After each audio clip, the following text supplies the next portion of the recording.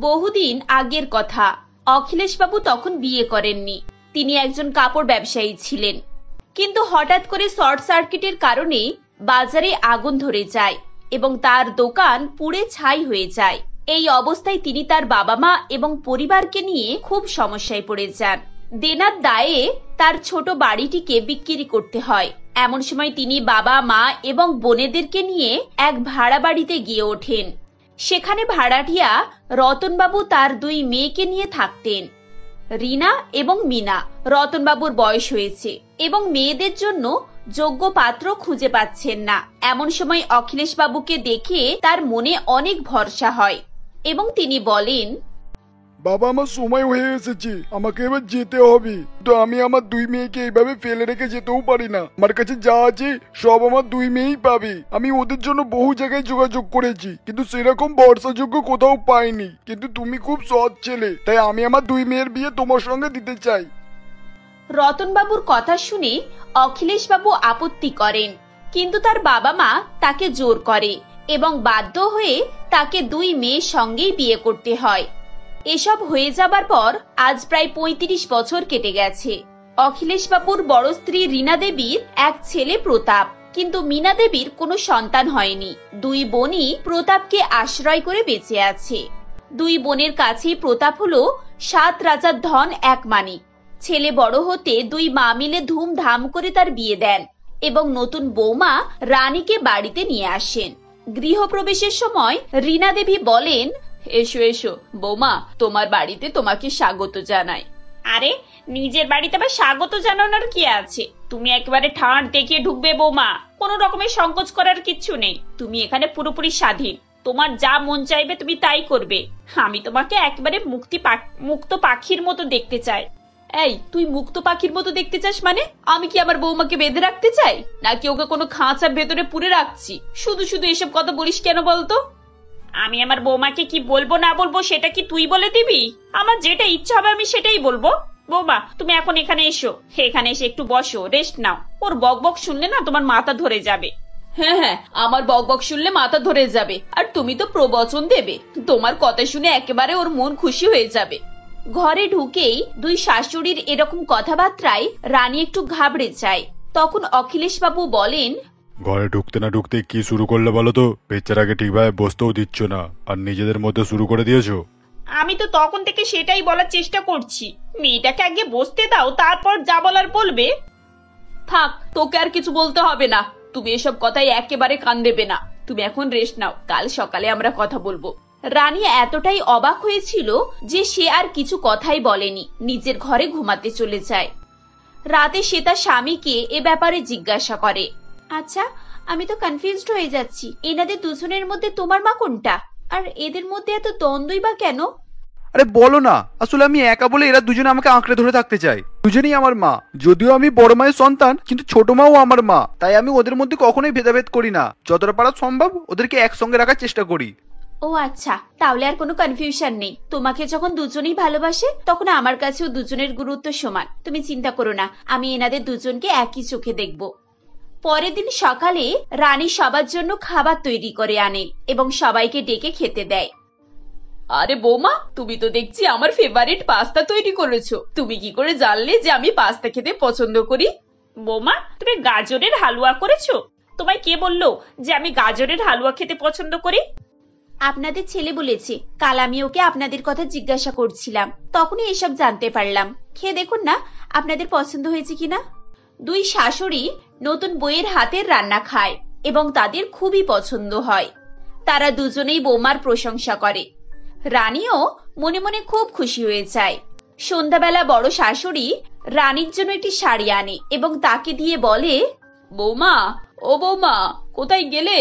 এই দেখো, আমি তোমার জন্য কি শাড়ি এনেছি। আরে, এটা তো জারদৌসি শাড়ি, কি ভারী! এটা তো অনেক দাম না মা? আরে বাবা, আমার বৌমার কাছে এই শাড়ি আর কি। তুমি বলো, তোমার পছন্দ হয়েছে তো? হ্যাঁ মা, শাড়ি আমার খুব পছন্দ হয়েছে। এমন সময় মীনা দেবী হাতে একটি প্যাকেট নিয়ে ঢোকেন আর বলেন, আরে রাখো তো ওইসব পুরানো যুগের ভারী শাড়ি। এই দেখো বৌমা, আমি তোমার জন্য সারারা সেট কিনে এনেছি। কি সুন্দর রং দেখো, এটা তোমাকে পরলে দারুণ মানাবে। হ্যাঁ ছোট মা, জামাটা সত্যি খুব সুন্দর, আমার খুব পছন্দ হয়েছে। আমি আপনাদের দুজনের দেওয়া গিফটটা রাখলাম, দুটোই ওকেশনে পরা যাবে। এই, তুই এসব নিয়ে এসে কি দেখাতে চাইছিস যে তুই বৌমাকে আমার থেকে বেশি ভালোবাসিস? দেখো বৌমা, প্রতাপ আমার ছেলে, তাই তুমি আমার বৌমা। আমার দেওয়া জিনিস তুমি সবার আগে পরবে, বাকিদেরটা পরে পরবে। হ্যাঁ, প্রতাপ তোমার ছেলে, সেটা তো সব জায়গাতেই লেখা আছে। শোনো, ছেলের পরিচয় বাপের থেকে হয়, এখানে মায়ের কোনো ভূমিকা নেই। আর প্রতাপকে ছোটবেলা থেকে আমিই বেশি মানুষ করেছি, তাই তুই প্রতাপকে জন্ম দিলেও প্রতাপ কিন্তু আমারই ছেলে। আচ্ছা আচ্ছা মা, আপনারা কেন এভাবে ঝগড়া করছেন বলুন তো? আপনারা দুজনে যেমন প্রতাপের মা, তেমনি দুজনেই আমার শাশুড়ি। আমার কাছে আপনাদের দুজনের গুরুত্বই সমান। প্লিজ আপনারা এইভাবে আর ঝগড়া করবেন না। এমনিতেই রোদে ঘুরে ঘুরে এসেছেন, কত গরম হচ্ছে। আসুন আপনারা বসুন, আমি আপনাদের জন্য জুস আনছি।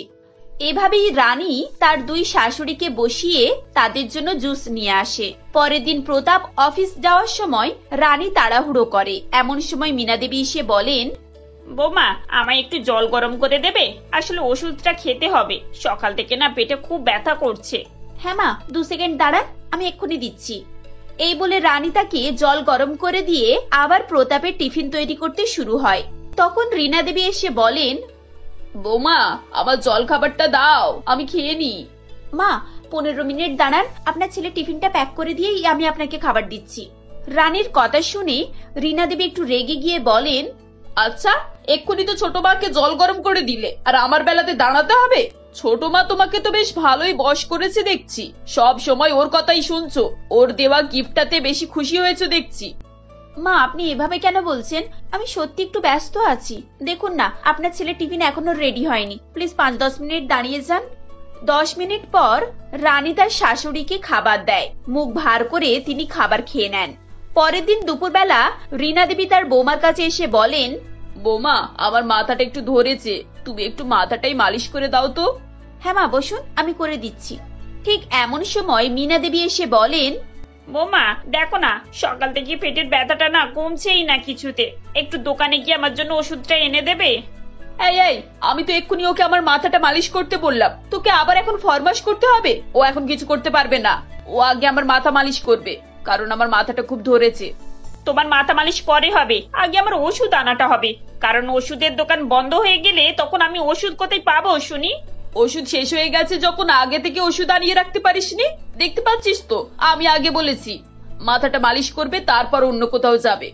আচ্ছা আচ্ছা, আমি দুজনেরই কাজ করে দিচ্ছি, আপনারা প্লিজ ঝগড়া করবেন না। ছোট মা, আমি আপনার ওষুধ আনিয়ে দিচ্ছি, আপনি ঘরে গিয়ে বসুন, 10 মিনিটের মধ্যে আপনার ওষুধ চলে আসবে। এভাবে রানী প্রত্যেক দিন দুই শাশুড়ির মাঝে ফেঁসে যেত। তারা দুজনেই ভাবেন যে ছেলে বৌমা হাত থেকে চলে যাচ্ছে, তাই দুজনেই ছেলে বৌমাকে নিজের কাছে করে রাখতে চাইতেন। প্রত্যেকদিন কিছু না কিছু নিয়ে তাদের দুজনের মধ্যে ঝগড়া হতো এবং রানীকেই সেই ঝগড়া সামলাতে হতো। এমনই একদিন প্রতাপ এবং রানী সিনেমা দেখার প্ল্যান করে। অফিস থেকে আসার আগে রানী দেখে মীনা দেবী সোফায় বসে আছেন। ছোট মা, আজকে আমি আর আপনার ছেলে একটু সিনেমা দেখতে যাব। বাইরে আমরা খেয়ে নেব, আপনাদের জন্য হালকা কিছু করে দিয়ে যাব, নাকি বাইরের কিছু খাবেন? বৌমা, তুমি তো জানো আমার পেটটা ঠিক নেই, বাইরের খাবার আমি খাবো না। তুমি আমার জন্য বরং হালকা করে খিচুড়ি রান্না করে দিয়ে যাও। আচ্ছা ঠিক আছে, তাই হোক, আমি কুকারে করে খিচুড়ি করে দিচ্ছি, আপনারা দুজনে খেয়ে নেবেন। এই বলে রানী তার বড় শাশুড়ির কাছে যায় এবং বলে, মা আজ আমি আপনার ছেলের সঙ্গে একটু সিনেমা দেখতে যাচ্ছি। ছোট মা খিচুড়ি খাবে বলেছেন, তাই আমি আপনাদের দুজনের জন্য একটু খিচুড়ি করছি, আপনিও খেয়ে নেবেন। খিচুড়ি? ও যা খাবে আমাকে তাই খেতে হবে নাকি? ওর পেট খারাপ তাই ও খিচুড়ি খাবে, কিন্তু আমি খিচুড়ি খেতে পারবো না। তুমি আমার জন্য সাদা ভাত আর মাছের ঝোল করে দিয়ে যাও। রানীর আর কিছুই করার ছিল না, তাই সে দুজনের জন্য আলাদা আলাদা খাবার রান্না করে এবং এতে করে তার অনেক সময় নষ্ট হয়। শেষে ক্লান্ত হয়ে যায় আর সিনেমা দেখতে চায় না। প্রতাপ বাড়ি ফিরে এসে রানী এই অবস্থায় দেখে রেগে যায়। রানী বলে, আমি কি করব বলো, বাড়িতে একই এত কাজ, সবার জন্য আলাদা আলাদা রান্না, এসব করে আর সিনেমা দেখতে যাওয়ার মুড থাকে নাকি? আমি তো দুটো শাশুড়ির মাঝে ফেঁসে গেছি, কাকে খুশি করব কাকে না, আমি তো সেটাই বুঝতে পারছি না। যতই করি কেউ তাতে সন্তুষ্টই হয় না। এভাবে বলতে বলতে রানীর চোখে জল চলে আসে। কয়েকদিন পর রানীর শরীর একটু অসুস্থ হয়ে যায় এবং ডাক্তার এসে তাকে চিকিৎসা করে বলে, দেখুন আপনাদের বৌমা প্রেগনেন্ট, আর প্রেগনেন্সিতে এরকম একটু আধটু হয়, তবে এনার ক্ষেত্রে দেখছি ইনি প্রেসারটাকে একটু বেশিই নিয়ে নিয়েছেন। আপনাদের বাড়িতে কি কোনো জিনিস নিয়ে একটু অশান্তি বা ঝামেলা হচ্ছে নাকি? না তো ম্যাডাম, সেরকম তো কিছুই হয়নি, ওকে তো আমরা খুবই ভালোবাসি। আমি তো বৌমাকে সব সময় ওর নিজের মতো করে থাকতে বলি, ওকে তো কখনোই কোনো খারাপ কথা বা অন্য কিছু বলি না। এখন ব্যাপারটা এরকম, হয়তো আপনারা ওনাকে কিছু বলেন না, কিন্তু কোনো না কোনো কিছু একটার জন্য উনি টেনশন করছেন, যার কারণে ওনার বিপিটা আপডেট করছে। ওনাকে এখন রেস্ট দিতে হবে, আর যতটা সম্ভব টেনশন ফ্রি রাখতে হবে। ডাক্তারের কথা শুনে রীনা দেবী এবং মীনা দেবী দুজনেই বুঝতে পারেন যে তাদের এই ঝগড়া এবং মনোমালিন্যের কারণে রানী স্ট্রেস নিচ্ছে ও তার শরীর অসুস্থ হয়ে পড়ছে। দুজনেই রানীকে খুব ভালোবাসতেন, তাই দুজনেরই মন খারাপ হয়ে যায়। ডাক্তার চলে যাবার পর রীনা দেবী এবং মীনা দেবী রানীর জন্য চিন্তিত হয়ে পড়েন। মীনা দেবী সবজির স্যুপ এনে রানীকে দেন আর বলেন, এই নাও বৌমা, এই স্যুপটা খেয়ে নাও, এমনিতেই তুমি অনেক দুর্বল হয়ে পড়েছো, এবার থেকে নিজের খেয়াল রাখো। বৌমা, তুমি এবার নিজের খেয়াল রাখো।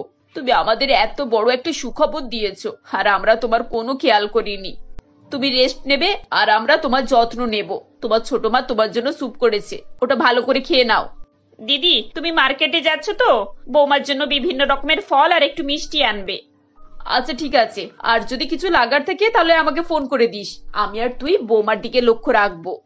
এভাবেই দুই শাশুড়ি মিলে বৌমার লক্ষ্য রাখতে শুরু করে। তারা বৌমাকে সময় মতো খাওয়া দাওয়া করানো, চিকিৎসা করানো এসব করে। দেখতে দেখতে 9 মাস কেটে যায় এবং রানীর দুটো ফুটফুটে যমজ মেয়ে হয়।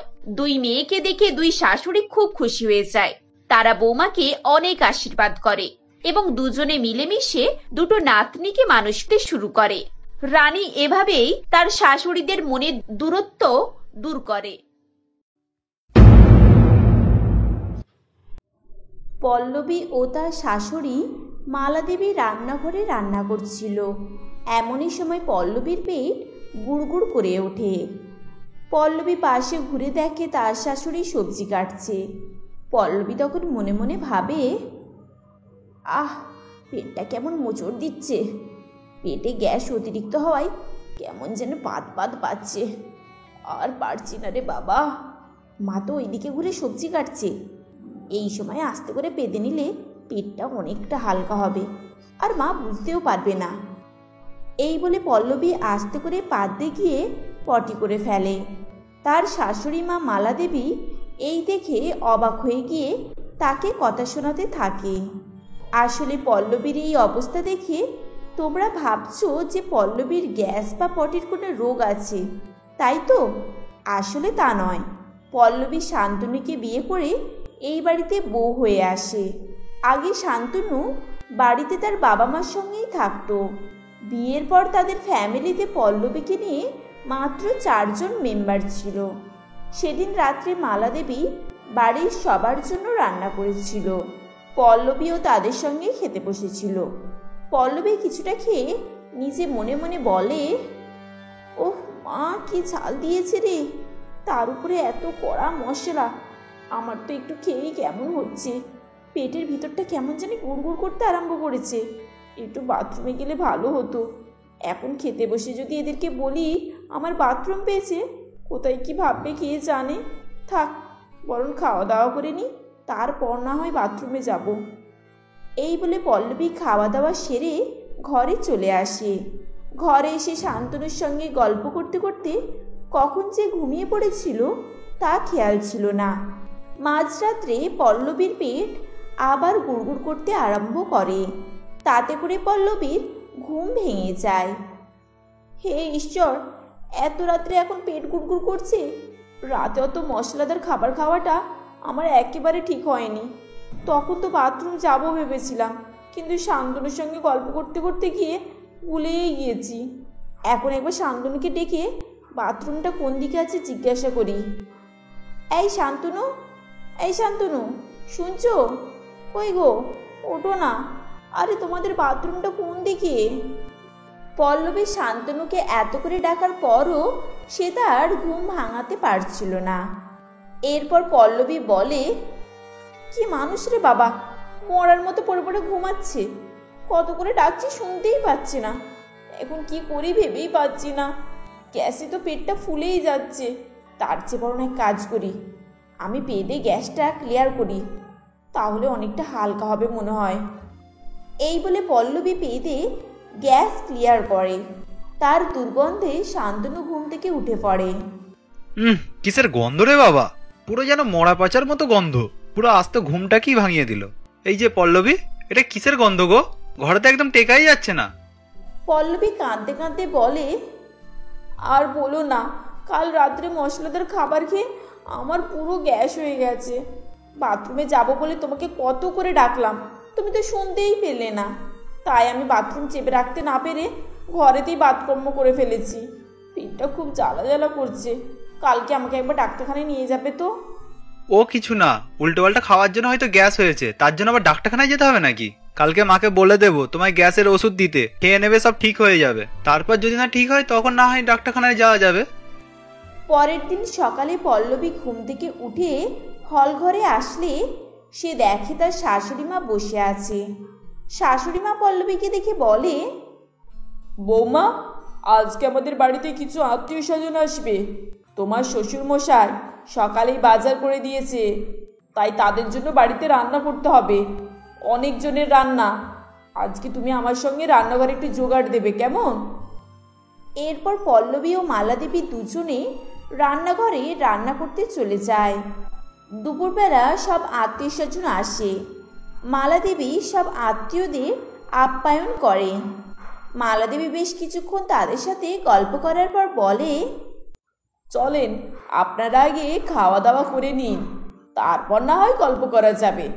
আজকে আমি আর আমার বৌমা একসঙ্গে রান্না করেছি, আপনারা খেয়ে বলবেন কেমন হয়েছে। এই বলে মালাদেবী তার বৌমাকে ডেকে দুজনে মিলে ডাইনিং টেবিলে সব খাবার সাজিয়ে দেয়। এরপর সব আত্মীয়রা খেতে বসে। এমন সময় পল্লবীর পেট গুড়গুড় করে ওঠে। ওহ, কালকের গ্যাসটা এখনো পর্যন্ত জ্বালাচ্ছে। সকালে এতক্ষণ ধরে বাথরুম করলাম, তা সত্ত্বেও পেটটা ক্লিয়ার হচ্ছে না। এখন কি যে করি কিছুই ভেবে পাচ্ছি না। এমনই সময় এক আত্মীয় মুনমুন দেবী পল্লবীকে বলে, মালা দেবী, তোমার বৌমা দেখতে খুবই সুন্দর হয়েছে।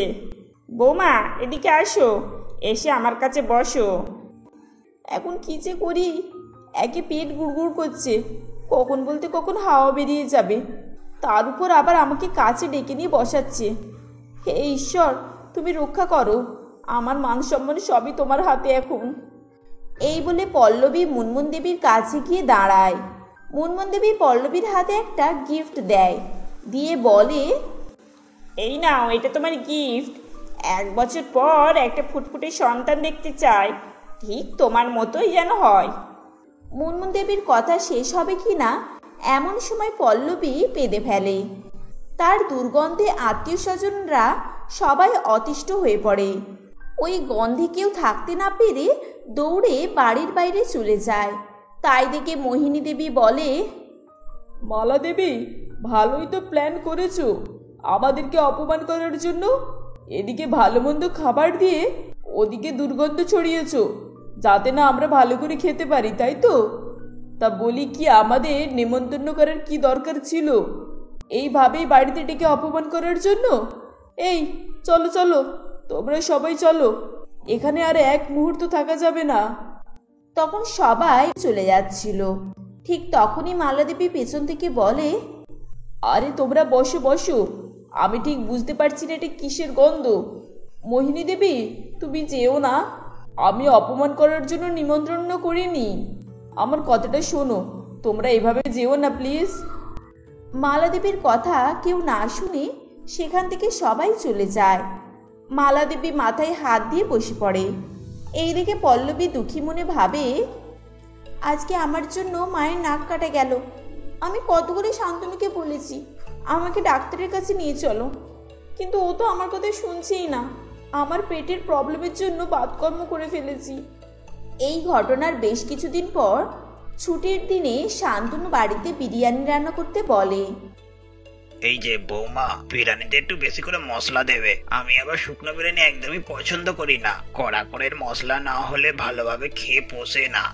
তাই শুনে মালা দেবী পল্লবীকে বিরিয়ানি করার সব মশলাপাতি কোথায় কি আছে বলে দেয়।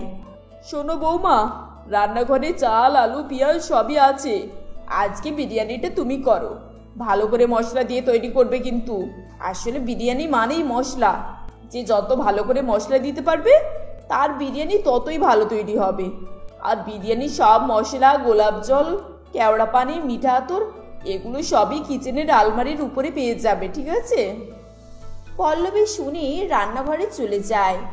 এরপর সে শ্বশুর শাশুড়ির কথা মতো বিরিয়ানি রান্না করতে থাকে। এমন সময় আবারও পল্লবীর পেট গুড়গুড় করে ওঠে। তখন এবারে আমি কি করব? এখানে সবে রান্না করতে বসেছি, এই সময় আবার পেটটা গুড়গুড় করে উঠেছে। আমি বরং দেখি ফ্রিজে কোল্ড ড্রিঙ্কস আছে কিনা। পল্লবী ফ্রিজে কোল্ড ড্রিঙ্কস খুঁজে না পাওয়ায় মন খারাপ করে বিরিয়ানি রান্না করতে থাকে। এমন সময় বিরিয়ানির মশলা খুঁজতে গিয়ে দেখে হজমির ডিব্বা। পল্লবী হাতের সামনে এমন সময় হজমির ডিব্বা পাওয়ায় সে যেন স্বর্গের চাঁদ পেয়ে গিয়েছিল। ওহ, এতক্ষণ ধরে তো আমি হজমের জিনিসই খুঁজছিলাম। এটা যদি আমি আগে পেতাম তাহলে আর মাকে এইভাবে অপমান হতে হতো না। এখন আগে খেয়ে নি, তাহলে পেট গুড়গুড় করাটা ঠিক হয়ে যাবে। এই বলে পল্লবী হজমির ডিব্বা থেকে অনেক কটা হজমি খেয়ে নেয়। এরপর সে আগের মতো রান্না করতে থাকে। রান্না হয়ে গেলে দুপুরে সবাইকে খেতে দেয়। বাড়ির সবাই পল্লবীর হাতের প্রথম বিরিয়ানি খেয়ে নাম করতে থাকে। তাদের সঙ্গে পল্লবীও খেতে বসেছিল। সে মনে মনে ভাবে, ওহ মা গো, কি ঝাল নাই হয়েছে! এত মশলা দিয়ে ফেলেছি, খাওয়াই যাচ্ছে না। তার সত্ত্বেও এরা কিভাবে খাচ্ছে? আবার ভালো হয়েছে বলে নামও করছে। এখন যে কি করব ভেবেই পাচ্ছি না। সবার সঙ্গে খেতে বসেছি, আবার না খেলে কোথায় কি ভাববে। এই বলে পল্লবী খেতে থাকে। এর কিছুক্ষণ পর সবাই খাওয়া দাওয়া করে যে যার ঘরে চলে যায়। রাত্রে মালা দেবী পল্লবীর কাছে এসে বলে, বৌমা, আজকে রাতে রান্নাটা তুমি করে দাও। আমার হাঁটুর ব্যথাটা না আজকে খুব বেড়েছে। তার উপরে তোমার শ্বশুর মশাইকে 9টা বাজলেই খেতে দিতে হবে, কারণ উনি আফিন খান তো। তাই ঠিক টাইমে টাইমে খাবার দিতে হবে। এই বলে মালা দেবী সেখান থেকে চলে যায়। পল্লবী রান্নাঘরে গিয়ে রান্না বসায়। এমন সময় আবার তার সেই পেট গুড়গুড় করানি চালু হয়। তখন হায় রে, আবার চালু হলো। তাও সকালে হজমের ওষুধকে ভালোই ছিলাম। ওই বিরিয়ানিটা যত নষ্টের, কাউকে বোঝাতেও পারছি না। এত মশলাদার বিরিয়ানি আমার সহ্য হয় না, আমার শরীর খারাপ করবে। এখন কি যে করি। একবার দেখি হজমির ডিব্বায় আর হজমের গুলি আছে কিনা। এরপর পল্লবী হজমির ডিব্বা থেকে হজমের গুলি বের করে খেয়ে নেয়। তারপর সে রান্না করতে থাকে। এমন সময় পল্লবীর খুব জোরে পটি পায়। সেই মুহূর্তে তার শাশুড়ি মা পল্লবীকে ডাকতে ডাকতে রান্নাঘরে আসে। কই গো বৌমা, রান্না কত দূর? তোমার শ্বশুর মশাই তো খাওয়ার জন্য পেরেশান করে দিচ্ছে, তাড়াতাড়ি নাও। এ বাবা, দেখছি তো অনেক বাকি। আচ্ছা ঠিক আছে, আমি সবজিগুলো কেটে দিচ্ছি, তুমি রান্নাটা তাড়াতাড়ি করো তো। এই বলে মালা দেবী সবজি কাটছিল ওদিকে। পল্লবী পটি চেপে রাখা আর সহ্য করতে পারছিল না। সে ভাবে যদি পেদে গ্যাস বের করে দেওয়া যায় তাহলে পায়খানার চাপটা হয়তো একটু কম লাগবে। এই ভেবে পাতে গিয়ে পটি করে ফেলে। মালা দেবী পল্লবীর এই কাণ্ড দেখে অবাক হয়ে যায়। তখন পল্লবী কাঁদতে কাঁদতে বলে, মা, আমি ইচ্ছে করে করিনি। অনেকক্ষণ ধরে পটি চেপে রেখেছিলাম। আমি ভাবছিলাম যে পটি করতে যাব, সেই মুহূর্তে আপনি এসে বললেন শ্বশুরমশাইয়ের খাওয়াটা তাড়াতাড়ি তৈরি করতে হবে। তাই আমি পটি চেপে রেখে রান্না করছিলাম, আর কোন মুহূর্তে বেরিয়ে গেছে। তাও আমি হজমের ওষুধ খেয়ে অনেকটা আটকানোর চেষ্টা করেছিলাম, কিন্তু আটকাতে পারলাম না মা, সেই হয়েই গেল। কই দেখি, কি হজমের ওষুধের কথা তুমি বলছো? এই বলে মালা দেবী হজমের ওষুধটা দেখে পল্লবীকে বলে, আরে এটা তো তোমার শ্বশুর মশাইয়ের চূড়ান। তোমার শ্বশুর মশাই ঠিক মতো পায়খানা হয় না, তাই জন্য দিনে 2বার করে খান। আর তুমি কিনা এই ওষুধ খেয়েছো? এ তো পায়খানা আটকানোর ওষুধ নয়, এ তো পায়খানা হওয়ার ওষুধ। কি মা, এটা পায়খানা হওয়ার ওষুধ? আমি অনেকদিন থেকেই পায়খানা ও গ্যাসের সমস্যায় ভুগছি।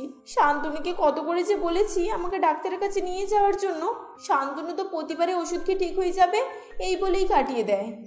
এই বলে পল্লবী কাঁদতে থাকে। মালাদেবী তাকে বোঝায় যে পেটের গ্যাস এরকম হয়ে যায়। পরের দিন সকালে পল্লবী কান্তনুর সঙ্গে ডাক্তারখানায় যায়। এরপর ডাক্তার পল্লবীকে চেক আপ করে জানায়, মশলা জাতীয় খাবার খাওয়া একদমই চলবে না, টাইমে টাইমে খেতে হবে আর ট্রিটমেন্টে থাকতে হবে, তা না হলে গ্যাস্ট্রিক আলসারে পরিণত হয়ে যাবে, তখন আর ঠিক করাই যাবে না। এরপর তারা বাড়ি চলে আসে। বাড়িতে সব শোনার পরে মালাদেবী বলেন, আজ থেকে তোমায় যেমন ডাক্তার খেতে বলেছে আমাদের বাড়িতে তাই রান্না হবে। আমাদের বাড়িতে মশলা একটু বেশিই খায়। কে জানতো যে মশলা বেশি খাওয়াটা তোমার শরীরের পক্ষে ক্ষতিকারক হয়ে দাঁড়াবে। মুখে স্বাদ রাখতে গিয়ে শরীর ক্ষতি করতে যাচ্ছিলাম। এরপর থেকে তারা মশলা জাতীয় খাবার খাওয়া বন্ধ করে দিয়ে সুখে শান্তিতে বসবাস করতে থাকে।